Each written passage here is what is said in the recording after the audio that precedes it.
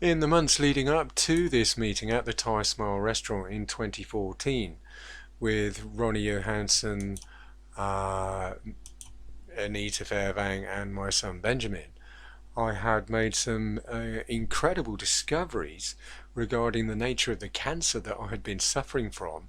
This is for about 15 years at this point in 2014, as my symptoms started in 1995, 96, and it was not until about 2011 that I made significant breakthroughs regarding actually finding out what exactly was the particular type of cancer I'd been suffering from. This is sinus cancer located in the left sinus cavity, as you can see here,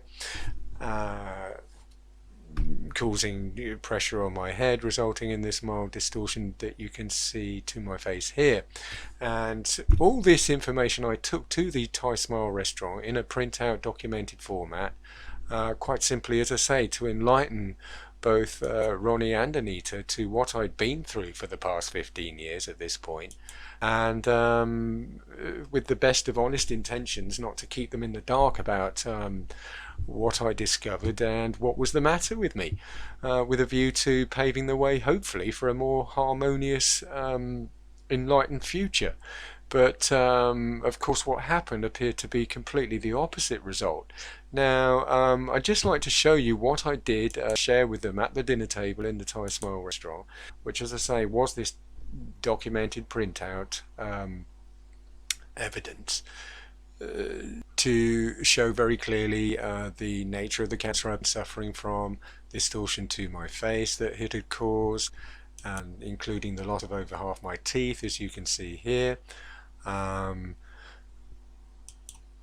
As well as the exciting discovery of safe natural treatments for not just cancer, but a wide range of other serious terminal illnesses. This is as investigated by Dr. Robert Young, PhD, who you can see on the left here, looking into the alkaline diet, and Dr. Robert Melamed, PhD, looking into herbal remedies, again from America, pointing to the fact that these natural treatments are very likely in excess of 50,000 years old and very clearly ancient.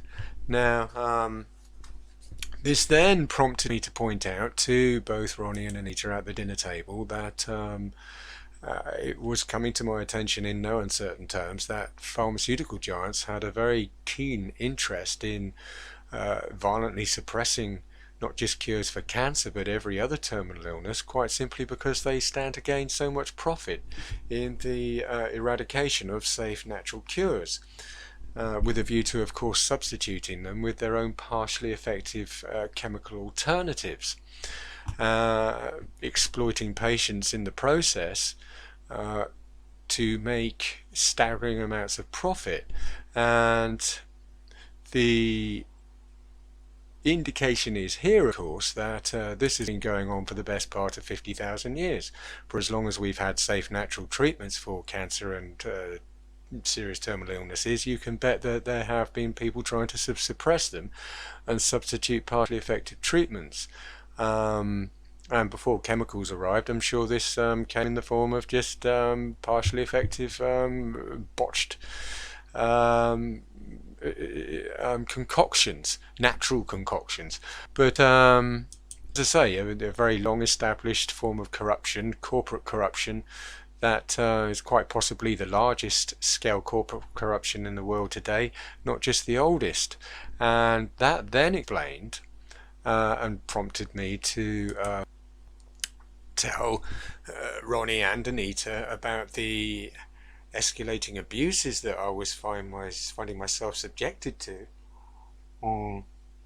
from outside third parties, in light of the investigation of this crime that I've just outlined.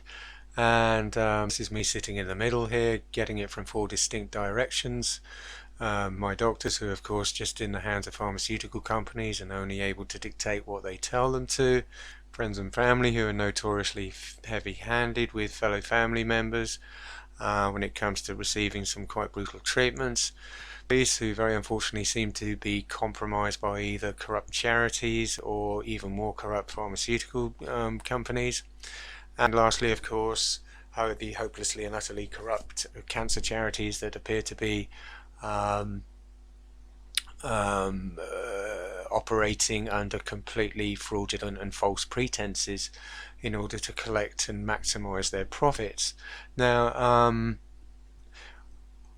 very sadly, at this point, during my explanation, Ronny Johansen appeared to gain a very large amount of inspiration from this picture I showed him, quite simply because he noticed the opportunity to continue this abuse that I was being subjected to by weighing him in himself. This is Ronny Johansen, to hit me where it hurts the most by kidnapping and abducting my son, who he was fully aware was one of the last people in my life at that point in 2014, given that this scale of abuse against me was already completely out of control.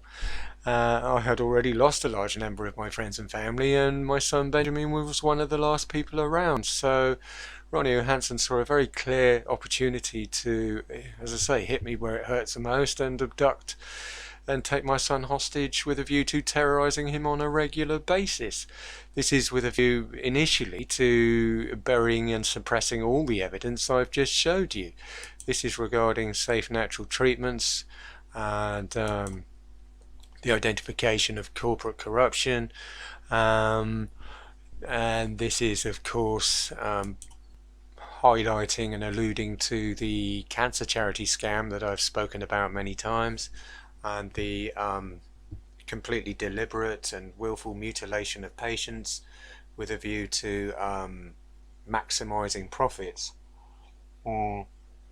and instilling as much fear as possible into the general public in order to persuade us to part with our hard-earned cash in what is arguably one of the most successful charity scams in human history, not just the oldest. And it's worth pointing out at this stage that the crimes being committed under the umbrella of this charity scam are some of the most despicable, deplorable, heinous crimes ever committed in human history. And I say this because the patients here have very clearly been subjected to awful torture and trauma via the cancer itself, only to suddenly find themselves the victims of very brutal beatings, such as I was. I would just like to clarify the truly evil and sinister level of violence that's used within the bracket of this cancer charity scam to maintain the profits that they successfully collect. And this appears to be a very clear two-step process. The first step, very importantly, is taking any traumatized, mutilated patient such as myself and subjecting them to a barbaric, brutal beating if they dare to expose the discovery of cures that they may have stumbled upon, as well as the existence of a scam going on, and as exemplified by myself in 2012 when I was subjected to this barbaric beating after already being traumatized 15 years by the cancer and mutilated by the cancer itself, only to myself further mutilated by this barbaric murder attempt. And as I say, this is very clearly a very frequent exercise that these people carry out, and clearly the most cowardly, despicable form of violence happening in the world today, quite clearly because it involves taking already very traumatized, mutilated patients and subjecting them to barbaric, brutal beatings in a fashion and level of evilness that I have so far never come across in my lifetime. And the next step of the process is a very, after the very important first step of removing cures, shows that this was a very deliberate, organized attempt to suppress cures, quite simply to mutilate patients beyond recognition. And as I say, very deliberately and willfully mutilating patients beyond recognition with intent, quite simply because this instills the maximum level of fear into the general public and encourages us to part with our hard-earned cash in what is arguably the most successful fraudulent activity and corporate corruption in human history. So a very important two-step process and a cycle of violence which is fueled by the enormous profits that it generates. And what's very worrying to note here is that in stark contrast to, for example, Tobias Ellwood, who had a brief look at this evidence in 2011. This is 3 years prior to the meeting that I had with both Ronny and Anita at the Thai Smile restaurant. Tobias Ellwood, this is in light of the fact that many cancer patients were being encouraged at the time in 2010-2011 to meet up with their local MP and share any evidence that they had gathered regarding corruption within the cancer research arena. I was one of hundreds that agreed to meet with their local MP, and I can tell you that Tobias was extremely sensitive, compassionate and sympathetic about the information that I shared with him. In stark contrast to Ronny Johansen, who just seemed to see it as a free ticket to just escalate violence, criminality and abuse to staggering levels, in light of the protection that he thought he was going to receive. So yes, that's a very worrying contrast that I just wanted to draw to your attention. And also it's then resulting, of course, in this escalation of the cancer patient bashing operation against me. This is as inspired again, by Ronny Johansen, who was very keen to liaise with other family members in Norway. This is people such as Tove Tveiten, Anita Fevang's mother, who very likely worked in collaboration with Anita Fevang to drive her husband to take his own life, and coming under increasing suspicion was very keen to form a alliance against me in Norway. Who very quickly then got a phone. This is Anita and Tove to my father, Dr. Edward Gillitz here in England, who was already a very loud, outspoken supporter of the cancer charity scam. And of course, Ronny and Anita probably complained to my father that I had exposed this high-level corporate corruption, to which my father replied that he was very upset about this and very willing, therefore, to join forces with them, with a view to taking my son hostage, terrorising him, forcing him to take his own life, and myself to take my own life, with a view to permanently suppressing and containing the evidence that I had collected. And he was all the more willing to do that. And what's worrying to note is that my father very clearly saw the profits of the cancer charity scam as far more valuable than the life of myself, his son, or his grandson, my son Benjamin. Quite simply because without a moment's hesitation he agreed to join forces with a total stranger, this is my son's stepfather, to drive me to take my own life.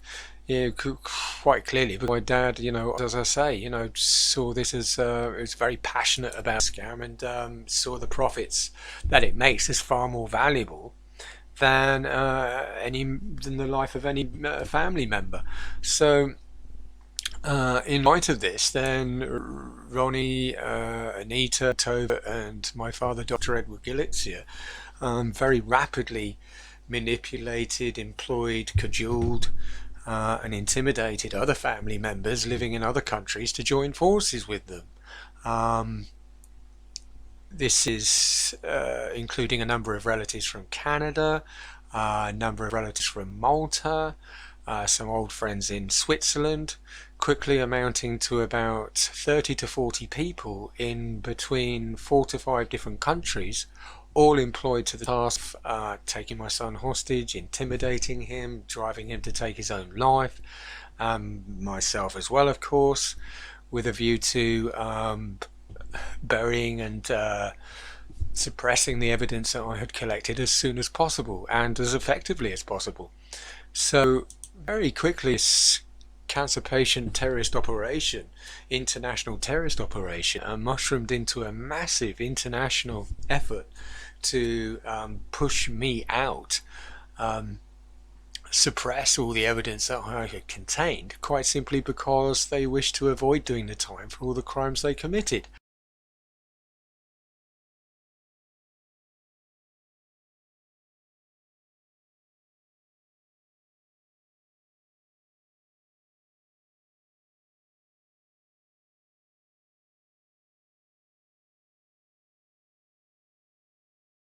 And confident in the knowledge that, of course, this awful cancer charity scam would extend any help to them as and when they needed it, if they came to the attention of the law.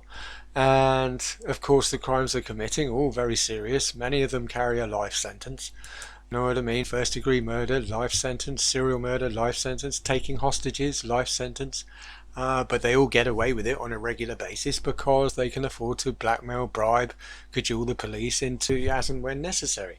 So, yes, very cowardly, a bunch of people, quite literally, arguably some of the worst lying, murdering psychopaths in human existence.